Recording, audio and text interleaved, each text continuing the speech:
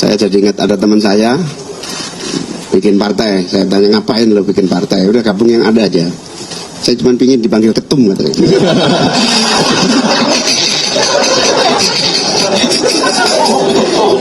Partai Gerakan Rakyat adalah partainya rakyat biasa. Partai Gerakan Rakyat adalah partainya milenial, partainya Gen Z, partainya semua orang.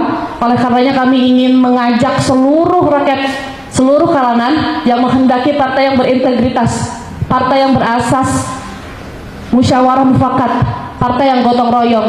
Mari kita sama-sama lengkapi persyaratannya yang diminta oleh negara. Yakinlah ketika rakyat bersatu akan menjadi kekuatan yang besar.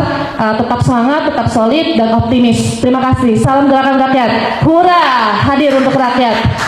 Kalau kita hitung rata-rata secara umum aktivitas sosial dan politik Pak Anies Baswedan ada dua hal.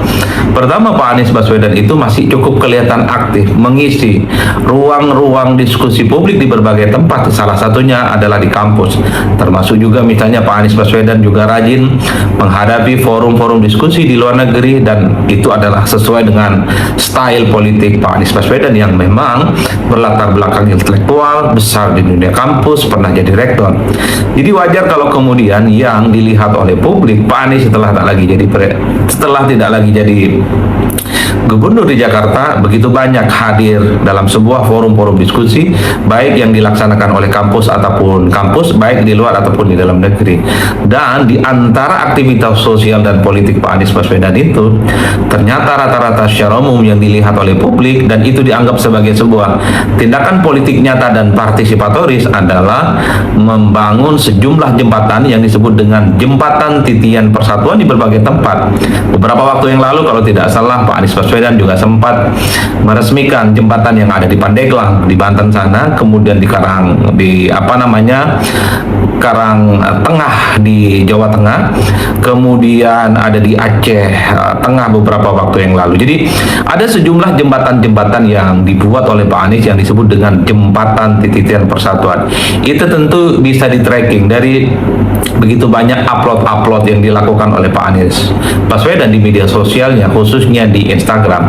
Jadi jembatan titian persatuan itulah yang kita lihat dari jauh, termasuk dilihat oleh publik, salah satu aktivitas sosial yang dimiliki oleh Pak Anies Baswedan. Dari narasi-narasi yang berkembang yang di-upload oleh Pak Anies Baswedan, misalnya soal membangun jembatan di berbagai daerah, itu kata Anies Baswedan, setelah bagaimana tanggung jawab negara itu tidak tuntas, setelah bagaimana negara dalam banyak hal tidak hadir dalam persoalan yang dihadapi oleh masyarakat, maka sudah saatnya gotong royong, kerjasama yang terjadi antara warga negara itu adalah menjadi senjata utama untuk bagaimana membangun sebuah wilayah. Kata Pak Anies Baswedan, kalau tidak salah di IG-nya menyebutkan bahwa jembatan-jembatan yang dibangun itu bukan hanya membangun jembatan yang putus secara fisik, tapi membangun jembatan kebersamaan antar warga yang tentu saja sedang memperjuangkan bagaimana keseharian hidup mereka.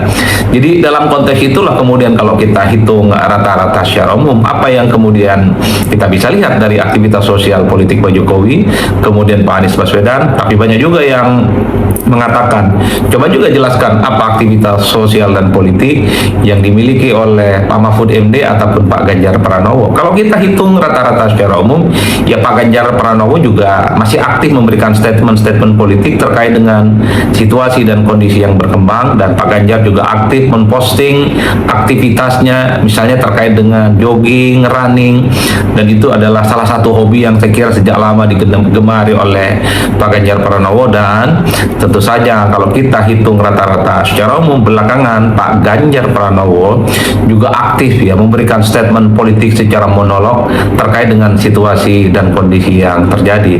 Dan tentu di atas itu semua kalau kita hitung rata-rata Pak Ganjar juga aktif terlibat dalam urusan-urusan partainya, yaitu partai PDIP.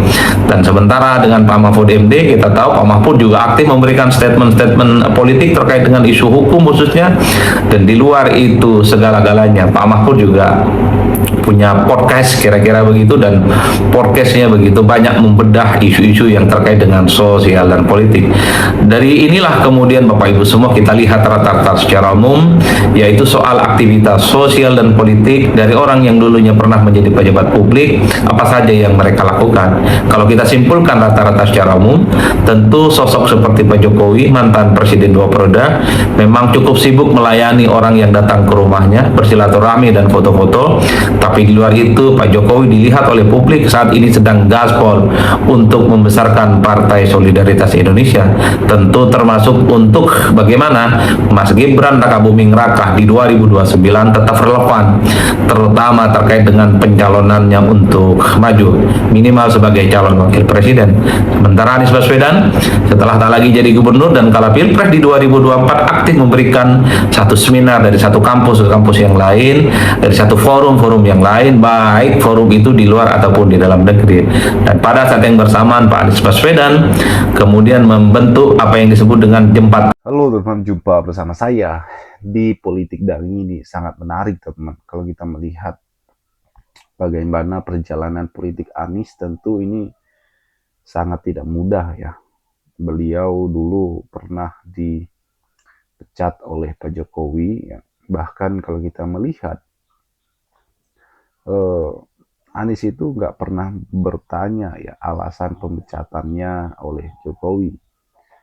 Sebab menurut Anies, pemecatan baik pengangkatan ataupun pemberhentian seorang menteri itu adalah hak prerogatifnya seorang presiden, teman.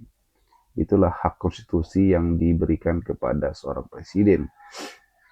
Bahkan kalau kita melihat ya, Anies selalu berkata ia menghormati setiap keputusan Jokowi ya sebagai presiden, teman. Dan inilah yang sangat luar biasa menurut saya ya, apa yang disampaikan oleh Anies Baswedan, teman.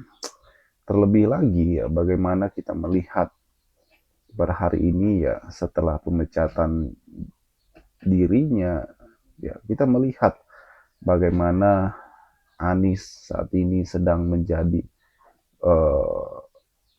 tokoh yang sangat luar biasa ya kan, tokoh yang makin ngetop, tokoh yang luar biasa menyala teman-teman ya. Setelah dipecat oleh Jokowi ya, kalau kita melihat Anies semakin naik daun ya kan, semakin melejit. Menurut saya itu adalah karena beliau banyak yang simpati teman-teman. Dan kekuatan Anies ini teman-teman gak main-main ya kan. Akhirnya beliau mempunyai partai politik baru. Dan bagaimana para pendukung, para simpatisan Anies ini 2024 ya sampai saat ini teman-teman itu semakin solid, semakin kuat. Dan kalau kita melihat memang gebrakan Anies Baswedan ini gak main-main ya. Beliau adalah sosok yang paling menakutkan sebenarnya bagi lawan politiknya. Kenapa? Karena gini, kita lihat 2024 yang lalu ya, pada saat selesai Pilpres, beliau kemudian ya hendak maju sebagai calon gubernur Jakarta. Dan apa yang terjadi pada saat itu?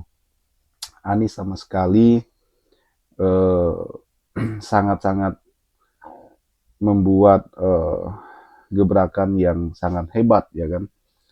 Salah satunya bagaimana Anies Baswedan bisa walaupun kalah di Pilpres, kemudian tidak jadi maju sebagai cagup, namun beliau mampu menjadi seorang yang mempunyai partai politik. Bagaimana menurut kalian?